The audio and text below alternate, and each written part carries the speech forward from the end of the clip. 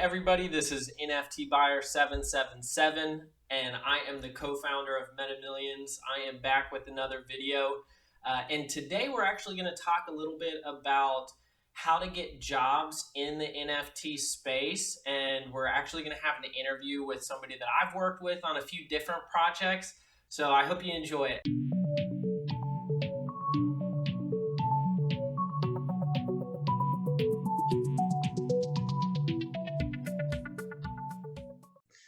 All right, everybody. I am NFT Buyer 777, and today we have Bad Religion on. And Bad Religion is someone who I've worked with on projects before. He's been in Solana NFT Radar for several months now. Really like some of his stuff. He's got some top tier information. I like to follow him quite a bit. But Bad Religion, tell us a little bit about yourself. Hello. Thank you so much for the invitation. It's a pleasure to be here, and yeah, I feel a bit humbled to for those kind words. I'm just a regular guy, just throwing money on NFTs and praying that it's gonna be fine. What I expect. So I have a crazy background. I started football trading back in the days 10 years ago. Nice. And so I kind of built my portfolio a little bit at that time. And then suddenly I found out about crypto. I moved my, let's say, portfolio or all the profits I had to crypto. Crypto was okay, but then because my background is arts and IT, so right. So I used to work on a printing company, and so NFTs make all the sense, right? So art, finance, and IT, right? Right. It's perfect combo for you. It's the perfect combo, yeah. So I decided after 5 years on my job, I decided this was the time to move on, and I quitted my job on the 1st of October to do NFTs full time. And yeah, that's the reason I'm here. Wow. So you've been doing NFTs full time for quite some time, I guess, considering the NFT world. Now, what was like your first jump into it? Were you doing like your own project?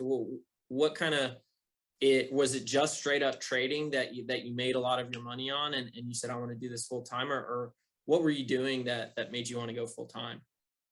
So I think everyone has more or less the same path, or more similar path, because this is so overwhelming, right? This world of the NFTs is so overwhelming. There are so many blockchains, so many websites, so many markets that you are just thrown to the lions, and you have to kind of survive a little bit. So it was a bit like me. I was like, in the beginning, I was thinking, oh, maybe I can create my own NFT and release it. So I was like, with those ideas, but then I saw, man, no, the space is already flooded with crap. It's crazy. So I was like, okay, let me just invest and put money on stuff and see how the market plays. And so I started with Ethereum like everyone. So, but then I didn't buy any of the good ones. I just bought crap. I was there when the what is the Mecca thing? Mechaverse, or that massive? Yeah, that one. Yeah. That I remember, oh my God, if I can buy one of those ones. Of course, I didn't buy anything. And then I moved. And I was very annoyed by the gas fee, like everyone. Like I was for me, it was unfair, right? You were paying, I don't know, $100 for one NFT and giving another 100 to someone that is validating your transaction. Is like, just for gas, which is wild. Yeah, and then the gas wars. At some point, they were actually fun, because you were seeing and people, oh my God, he's asking me $5,000 to. I was like, man, leave it just. And then the thing is, if you cancel it, right? You have to let it stay. You cannot even cancel. If you cancel it, it's even worse, because it cancels, it charges you, and you don't mint, you don't get anything. and you lose the gas fee. Yeah. It's insane. So yeah, So was gas the reason you moved from ETH to Sol, or do you still do both ETH and Sol? I don't do it anymore. I don't. Yeah. Yeah. So I started thinking like, man, something else should be around that is better than this. This is doesn't make any sense in my head. So I started to try Cardano, EMX, and Solana. Yeah. I have some I don't know, maybe 10 NFTs on Cardano. I have another, I don't know, 10 NFTs on IMX, but I think Solana was kind of the most what pleases me the most, because it's so straightforward, right? It's so easy to send NFTs, to send money. The gas fee is minimal. And then the community was nice, and yeah, I discovered like the NFT Solana radar, and it was, yeah, I could relate with everyone, and it was nice. Yeah, and I mean, I'm working on a project with you right now. You're doing for that project.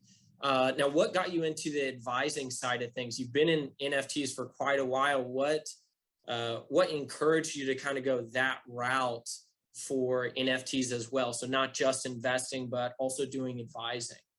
So my background, or the background I would love to have, it's like management. Okay. Like organization. I used to be a football coach, like soccer coach of kids. So that kind of structure, I love that kind of the idea of building and putting stuff together and manage people. So, but it would be hard for me to just kind of build the project, right, from nowhere. So the only way I could actually be a valuable asset to projects would be as advisor, because now I have the expertise and the knowledge of months of mints, NFTs, loads of blockchains. So I can kind of advise, and I was surprised, to be honest, I was even surprised with myself, because I could anticipate all the scenarios that could come. When like you know this, but some people don't know, like the supply, the mint cost, those kind of things will make all the difference if the project succeed or not succeed. And there are so many factors as well. So I think, yeah, that was a natural progression. Being advisor, I think, was that. Yeah, and what's really interesting is a lot of people in Sol that are getting their first NFT or their second NFT, they don't quite understand how deep NFTs can go, because you understand, because you are helping teams launch. But most of the time, I mean, you're really helping someone create a business. You know, they're this idea, they have goals that they want to reach, at least real projects, you know, projects that aren't just rugs or people there for the quick flip, and the project owners don't really care after they sell out, you know. And so you knowing that and seeing you kind of engage with project owners, I know that you get that. You understand that, hey, this is actually a business. It can be long-term, very sustainable. And that's something that I really like about a lot of your advice. You help project owners realize the gravity of what they're creating, which is great, which is we need strong project leaders if we really want to see Sol continue to build and continue to grow. So I think that that's awesome. I really like that. Now, do you feel like you do NFTs full time? Do you feel like that is a viable strategy for a lot of people? I mean, is this something that a lot of people can replicate? My strategy, it's funny because you had hot sauce on the last as a last guest, right? And we are maybe the biggest diamond enders around. We are the bag holders. We are not we invest in old-fashioned way. Let's say we are not the flippers, right? Everyone here is just grab an NFT, have it in their wallets for like, I don't know, 1 day, and then flip it when they feel that they reached the all-time high. Right. But for me, especially because also I think most of the projects, they need time to mature and to show what they actually what they are building. So I kind of hold my NFTs for a long time. So I'm not sure if I'm the best person to advise in a financial, let's say, in a income kind of perspective, as you do that for a living, because I invested a big amount, right? And only now, after months and months, so I started in the 1st of October, I'm kind of getting the profits, right? Yeah. Investments that I done long time ago, right? And I don't know if most of the people on the NFT space, especially on the Solana one, can actually cope with this kind of. You need to have like a mature state of mind, and I don't think the Solana. I feel like Solana is kind of like a teenager, and Ethereum is like mid 20s to 30s. You know, exactly. I have the patience to do this, but Solana, it's funny because you'll go to a project that's doing fairly well, and then for some reason there are people that just keep undercutting really quick, and I'm just like, you realize if you just post at the floor, you're going to, let's say the floor is 10 and you undercut for 9.5. You realize if you just put it at 10, you still show up in that same spot. Yeah. You are the first in the line, right? right. You'll be the first or the last in this case. You will be the last, so you'll be the floor. I would have that sentiment with you. I feel that as well. I mean, holding is definitely beneficial if you believe in a project, if you believe in a team, and you think long term. What would you say is some of the biggest projects that you're interested in long term, projects that you like to, or you kind of have belief in? And obviously this isn't financial advice. Everybody just his opinion and what he's doing. So don't take it as financial advice. The thing is that there are yes, it's better, don't take it.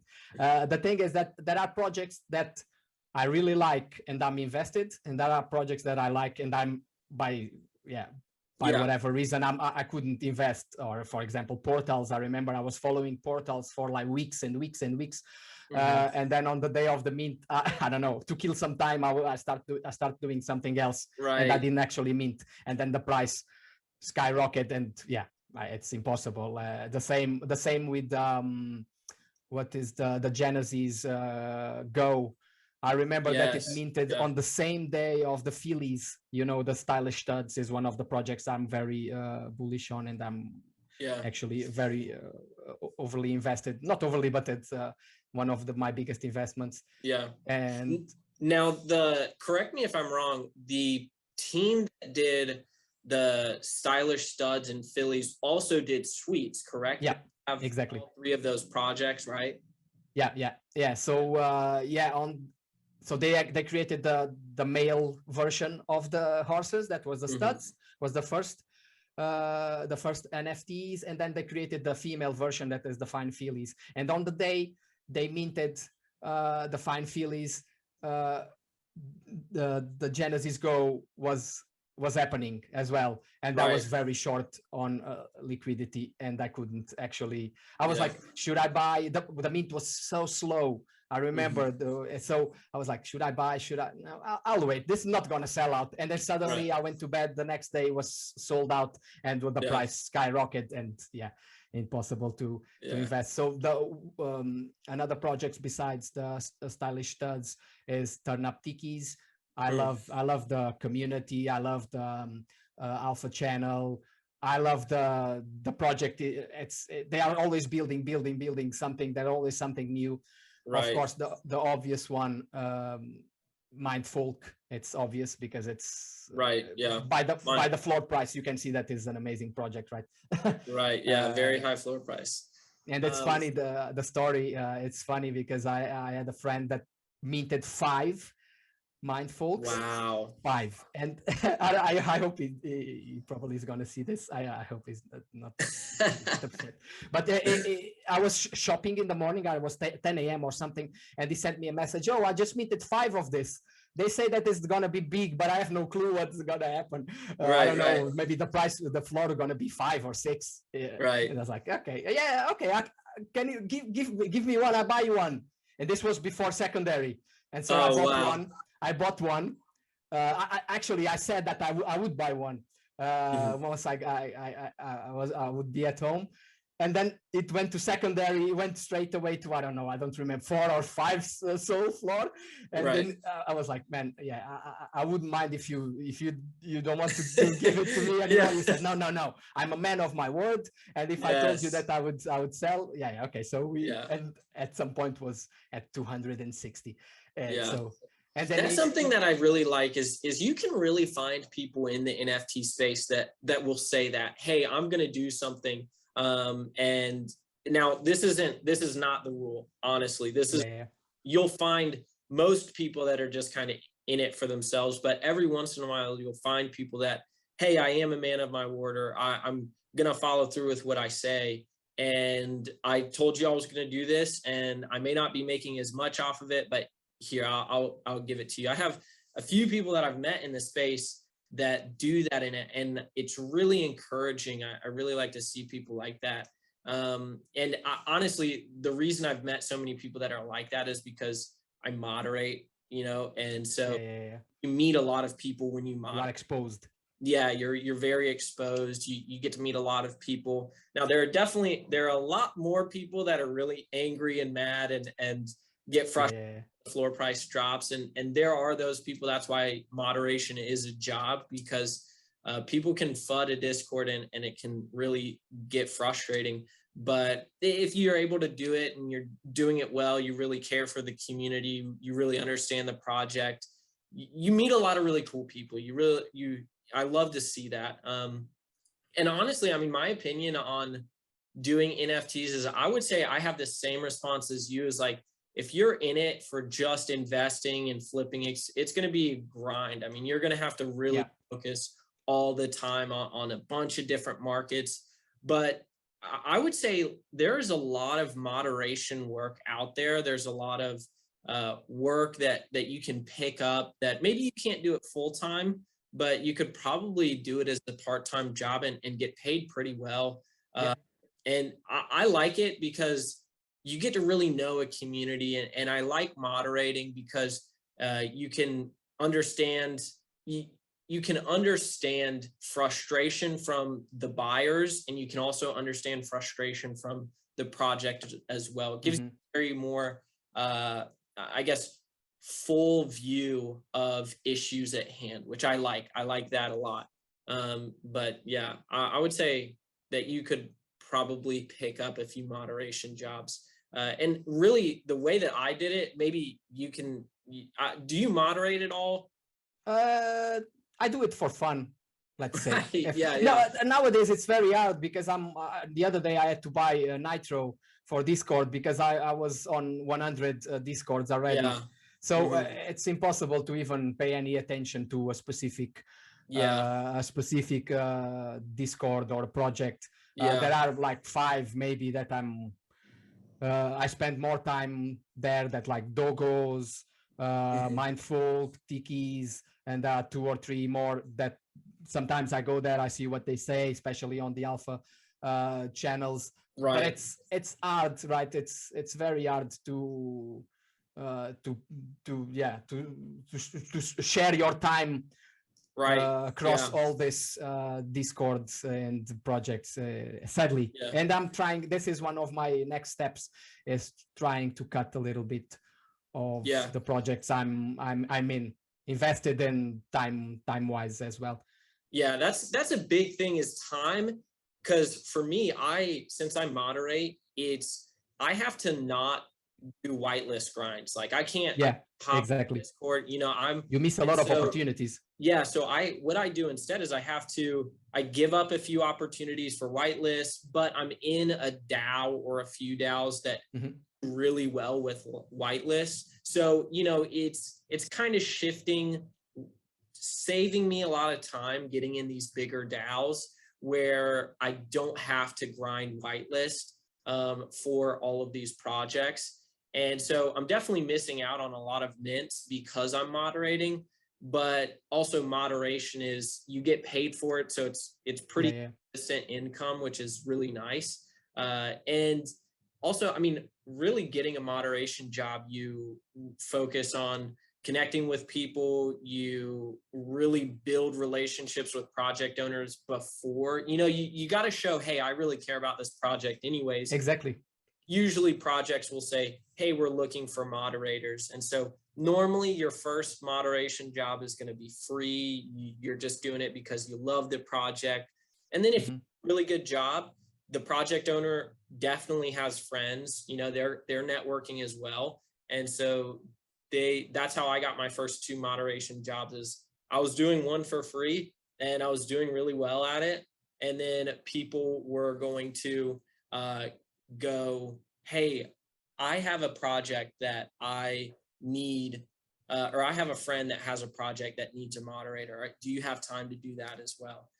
So that's something that, the networking is very important in this space. Networking is huge in the Sol space if you want to do work on the side of minting. And also, you know, if you get a few moderation jobs, you can get a few bigger mints that you might not be able to go to. Yeah, but the thing is, there's a conception, and I was actually seeing a video in the morning about that. There's a misconception about minting, right? Seems like that if you don't mint, you lost the project forever. It's not true. A lot of mints, they go up after mint, on secondary, the price goes up, and sometimes it goes down, right? I remember like there's so many, even bot boards went to 6, and then people start flooding and went again to 2.8. That was more or less the mint price. So the long plays, I think you will not miss them. You miss you miss some mints, maybe some good flips that are nowadays the meta of selling whitelist tokens on the market. On Famous Fox. It's pumping a lot. And there's a lot of people doing a lot of money. Like I sold some of mine as well. So it's perfect profit, right? You don't even mint. You don't pay the mint. It's a 100% profit. It's 100% profit, which is nice. We have to adapt to this kind of scenario. But the funny thing is this market, it's so bipolar, right? It's so schizophrenic. Like you said, there's the 2 sides of the spectrum. You have people that are very experienced and whales, and they know what they are doing. And then you have the other side of the spectrum with kids. They just got some money from Christmas and they just throw it and then realize that the project just rugged, and they lost their everything, and it is what it is. It's crazy. That's also nice. I think I like it because of that as well. You heard it here first, guys. Bad Religion likes to get rugged. So I remember my first one was I'm just kidding. Soul Timber. Was the first one long time ago. Bad Religion, I really appreciate you hopping on. Thank you so much. Your perspective for helping projects, advising. So I was really happy to have you on. Glad you had time to connect today. But I hope you have a great rest of your day, and everybody. Thank you so much. Glad you hopped on. Glad you watched this video, and I'll include Bad Religion's Twitter if he wants me to. I'll definitely include my Twitter. So hope you guys follow. And I hope you have a good day. Thank you so much.